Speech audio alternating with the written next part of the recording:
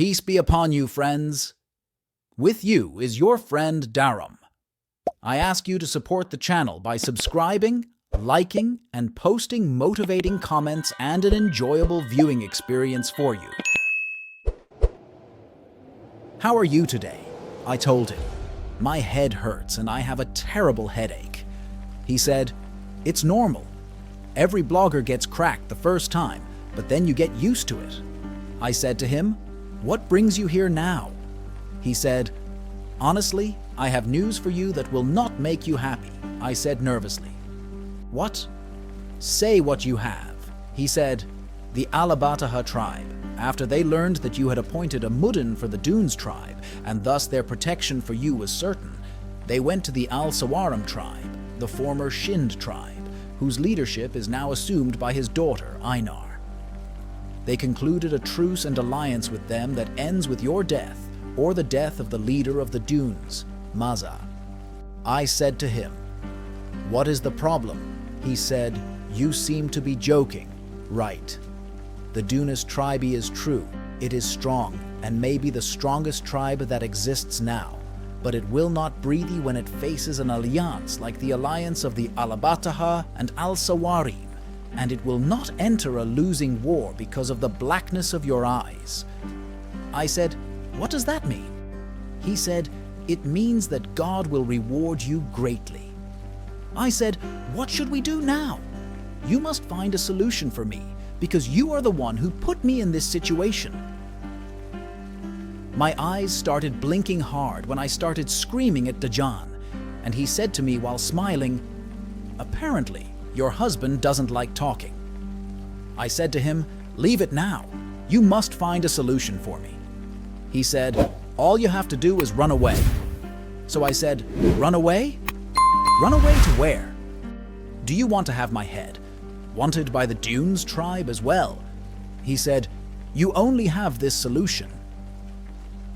My eyelashes increased as I spoke excitedly, and Dajan would make ridiculous comments, laughing such as, your partner seems afraid or angry. I said to him, don't waste time. Is there another solution other than escape? He said, I do not see at the present time other than this solution. I said, I have seen nothing but misfortunes in your solutions. Leave me now, and I will think of a solution myself. Jinn came out, and my blinking stopped, and I began to think of a solution until I fell asleep. I woke up in Morocco to the sound of the sunset's whispers, which startled me from my sleep.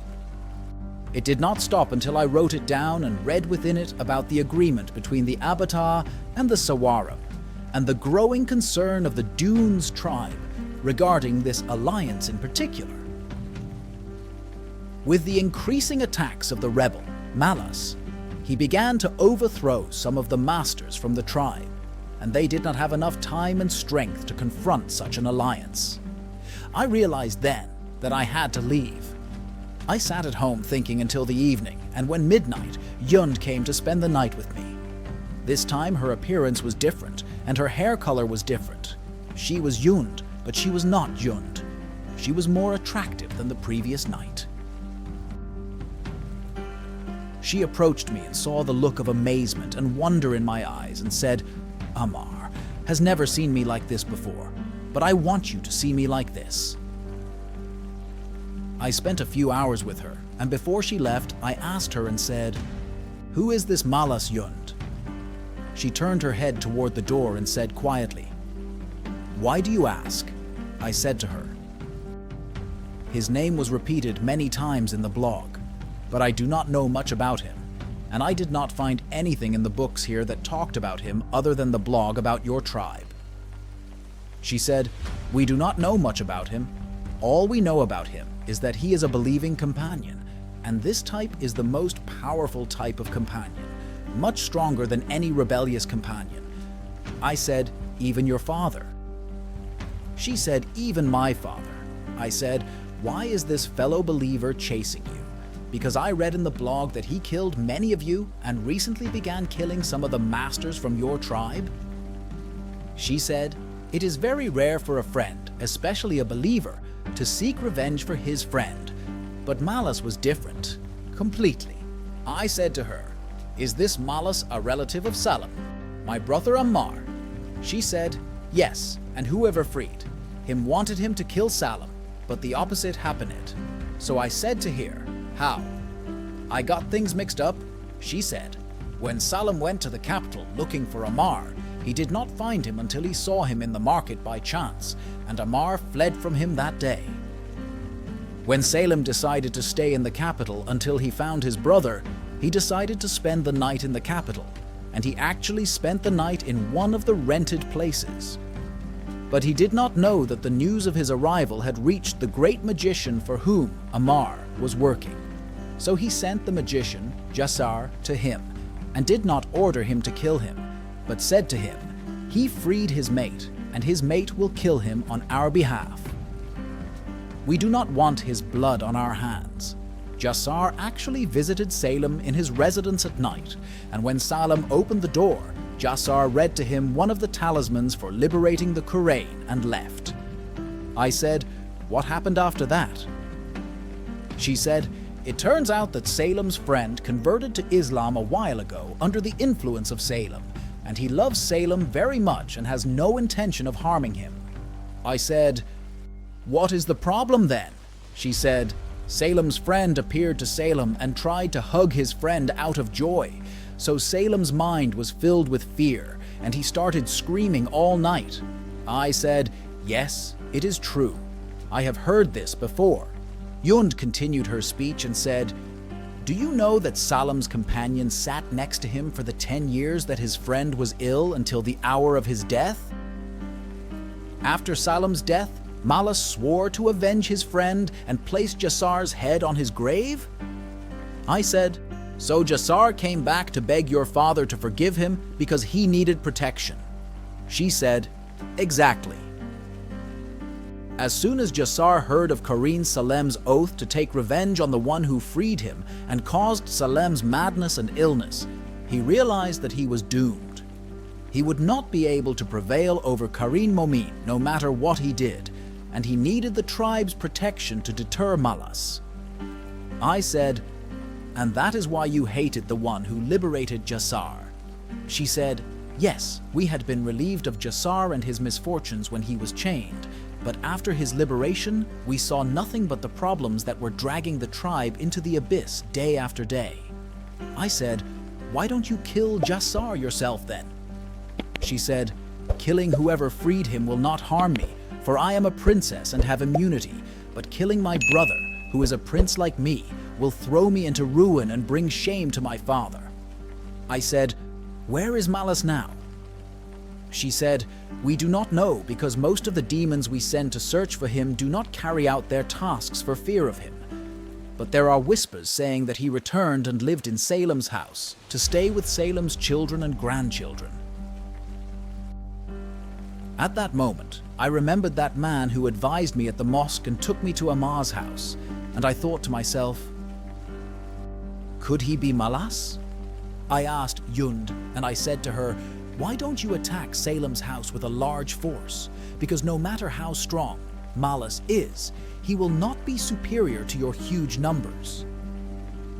Yund smiled and said, 'Don't you think we thought about that before?' I said, 'Why didn't you do that then?' Yund: 'We forcefully attacked Salem's house more than once, and Jassar's madness suggested to my father that we kill Salem's entire family in order to force Malice to confront us. But my father refused, especially since the house's immunity was strong and there was a king guarding the house every night. It seems that someone is fortifying himself every night with remembrances and verses.' Yund ended her conversation with me with a sudden kiss, as if she wanted to close the topic and not talk about it further. We spent the night quietly, and I did not bring up the topic with her again. Yund went out as usual before dawn, and then the demons of obsession came, and I began to write down their obsessions until the morning. I went back to reading what I wrote because while I was writing, I could not comprehend what was written because I was in a state similar to a hallucination, so I did not realize what my right hand had planned. I started reading, and frankly, I was looking for any news about Malas. But I did not find anything because most of the news was about Maza and his 7 children and their growing concern about the alliance between the Abatar and the Sawarim, and Jassar's constant demands to launch a surprise attack on them. But Maza, he always refused and asked his guards to continue tracking Malas. So I closed the blog and went to sleep. Night of moving pawns. Days passed, and my day became routine. Between my meetings with Yund at night, writing down my obsessions at sunrise and sunset, and sleeping most of the day, in addition to intermittent visits from Dajan, which I longed for because he was the only one who could make me laugh during that period. I began to forget the issue of escaping, especially since Dajan. During one of his visits, he reassured me that there were no movements on the part of the Al-Sawarim tribe or the Al-Abataha tribe after their alliance. On the contrary, there was a kind of relative calm between the tribes. Several months later, on a rainy day, while reading what I wrote after writing down the Whispers of Morocco, I noticed the name Malas between the lines, so I opened my eyes more, focused my attention, and read what was written, and I found that Malas had managed to kill one of Maza's sons, and his name was San, and the clan is reversed for this news. Hours after I read this news, one of the guards assigned to guard me entered and said, "Mr. Blogger, Princess Jund, you will not be able to attend tonight, and I and the guards with me have been summoned to attend the funeral ceremony, so do not leave your house tonight so that you do not suffer any harm." The guard said these words and then disappeared. I do not deny that I felt afraid at first, but at the same time I felt relieved because I regained the freedom that had been taken from me a long time ago, even if it was only for a few hours. While I was in the ecstasy of this feeling, I went outside the house, breathing the fresh green mountain air, and in the blink of an eye, Jin came out and said, "Come on, this is our only chance." "Let's go," I said to him in amazement. "Where to?" He said, "Don't worry, I've arranged everything, but come." Dajan extended his hand to signal me to hold it, and I actually grabbed it, and I found myself in front of Salem's house. I turned my gaze towards Dajan and said to him, "What are we doing here?" He said, "Don't be afraid. Come in and see what happened to me." So I said, on my way in, that your face cannot bear everything that happened to me because of you. Dajan laughed, and the sound of his laughter became less and less the more I moved into Salem's house, or in fact, Salem's son's house. I sat in a place resembling a sitting area reserved for guests, and after a few minutes, the man who took me to Amar's house on my second visit appeared to me.